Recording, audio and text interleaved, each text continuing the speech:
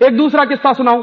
हिंदुस्तान में बहुत बेशकीमती और बेहतरीन कपड़ा बनाने वाले कारीगर होते थे, और उन कारीगरों के हाथ का बनाया हुआ कपड़ा सारा देश जानता है कि एक छोटे से रिंग में से पूरा थान पार निकलता था। ढाका की मलमल इस देश में बनती थी। ढाका उस जमाने में इसी देश का हिस्सा था।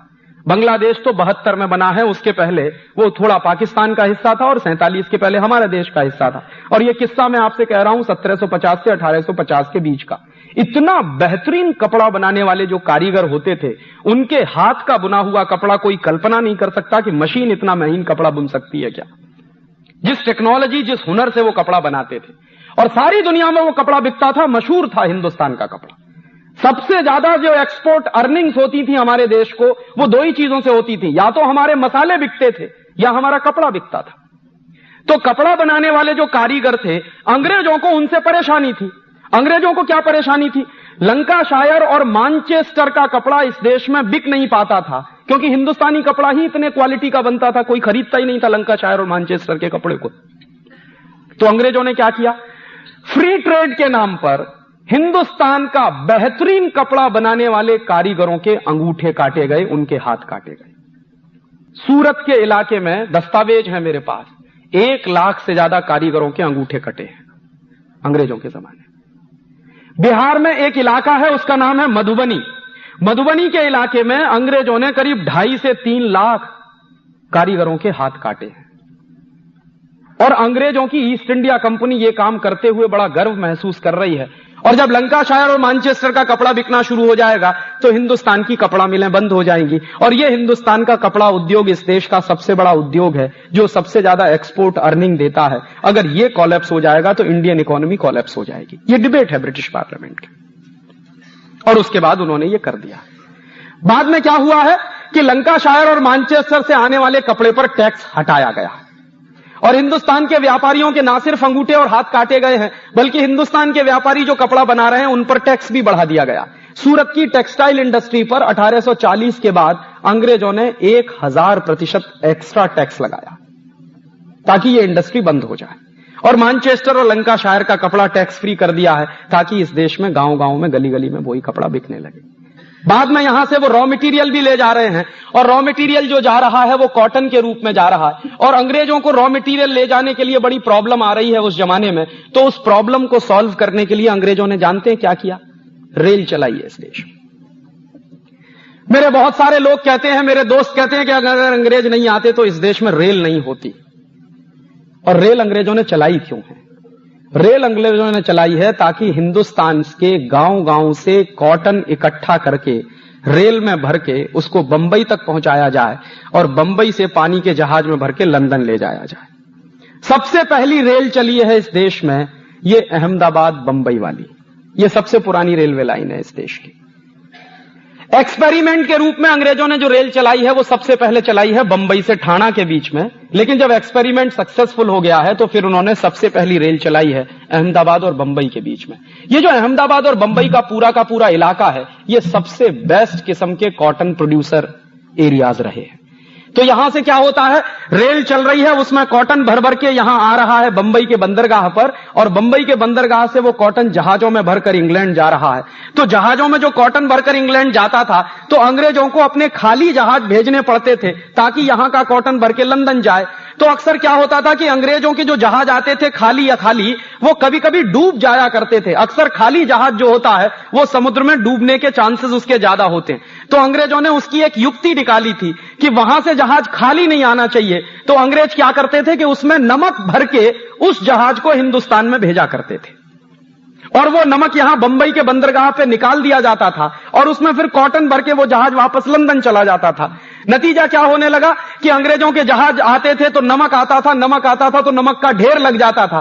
तो अंग्रेजों की ईस्ट इंडिया कंपनी को प्रॉब्लम हुई कि इस नमक का करें क्या। तो उन्होंने एक नियम बना दिया कि हिंदुस्तान के गांव गांव में ब्रिटेन का नमक बिकवाना शुरू कर दो। तो इसके लिए उन्होंने क्या किया? इसके लिए उन्होंने यह किया कि हिंदुस्तान में जो अपना नमक बनता था स्वदेशी, उस पर टैक्स लगा दिया, और ब्रिटेन का जो नमक आता था उसको टैक्स फ्री कर दिया। नतीजा क्या निकला कि हिंदुस्तान में अंग्रेजों का गांव गांव में नमक भी बिकने लगा, और यह बात गांधी जी को बर्दाश्त नहीं थी। गांधी जी की उम्र उस जमाने में, ये 1890 की बात मैं कह रहा हूं, मुश्किल से 20-21 साल की उम्र थी। 20-21 साल की उम्र में वो लंदन में थे और लंदन की एक वेजिटेरियन काउंसिल के मेंबर थे।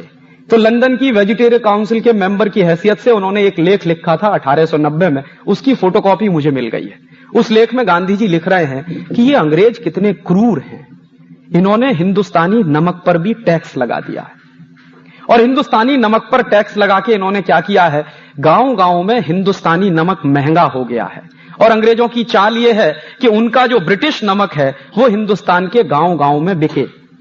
और वो क्या कह रहे हैं, वो कह रहे हैं कि अंग्रेजों के दोनों हाथ में लड्डू हैं।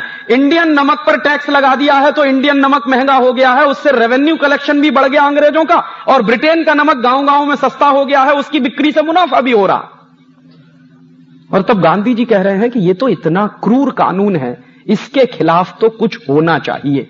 गांधी जी की उम्र उस समय मुश्किल से 20-21 साल की है, लेकिन उस उम्र में उनके दिमाग में ये मंथन चल रहा है कि कुछ होना चाहिए। और वो मंथन चलते चलते 1930 में नमक सत्याग्रह के रूप में प्रकट हुआ। और गांधी जी ने नमक सत्याग्रह किया क्यों है?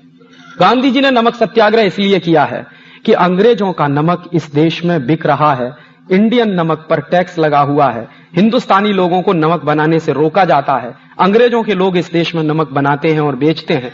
इस कानून को मैं तोड़ूंगा और इसके खिलाफ मुझे सत्याग्रह करना है। गांधी जी के साथ इस सत्याग्रह में आने के लिए कोई तैयार नहीं है, तो गांधी जी कह रहे हैं कि मैं अकेले जाऊंगा। उस जमाने में पंडित मोतीलाल नेहरू गांधी जी को चिढ़ा रहे हैं।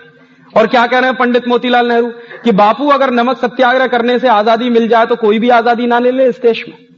तो मोतीलाल नेहरू को गांधी जी कह रहे हैं कि पंडित, तुम एक बार नमक कानून तोड़कर देखो तो तुमको पता चल जाएगा कि आजादी आती है कि नहीं आती। और इस देश में नमक सत्याग्रह आजादी के प्रतीक के रूप में उभर कर आया। और उस गांधी नाम के व्यक्ति ने दांडी के समुद्र तट पर एक मुट्ठी नमक हाथ में लेकर 6 अप्रैल 1930 को कसम खाई है कि आज के बाद इस देश में अंग्रेजों का नमक नहीं बिकेगा। गांव गांव में, गली गली में अपना नमक हम बनाएंगे और इसके लिए हमको नमक कानून तोड़ना पड़ेगा तो हम तोड़ेंगे। और उस नमक कानून को तोड़ने में लाखों लाखों लोग जेल गए हैं। पूरे देश में लाखों लाखों लोग अंग्रेजों की लाठीचार्ज से घायल हुए और हजारों लोग उसमें मर गए। बाद में अंग्रेजी सरकार को झुकना पड़ा और वो सारा का सारा वापस किया गया। लेकिन आज मैं आपको दुर्भाग्य से कहूं कि जिस गांधी ने सन 1930 में 6 अप्रैल को एक मुट्ठी नमक हाथ में लेके कसम खाई थी कि इस देश में आज के बाद विदेशी नमक नहीं बिकेगा, उस देश में आजादी के 50 साल के बाद और अन्नपूर्णा।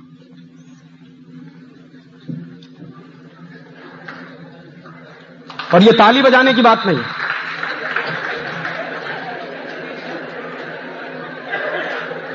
अगर आजादी के पहले अंग्रेजों की सरकार के जमाने में इस देश में अंग्रेजों का नमक बिकता था और उस पर टैक्स लगा के उसको महंगा कर दिया गया था, तो आज आजादी के 50 साल के बाद भी वही दृश्य इस देश में हम देख रहे हैं।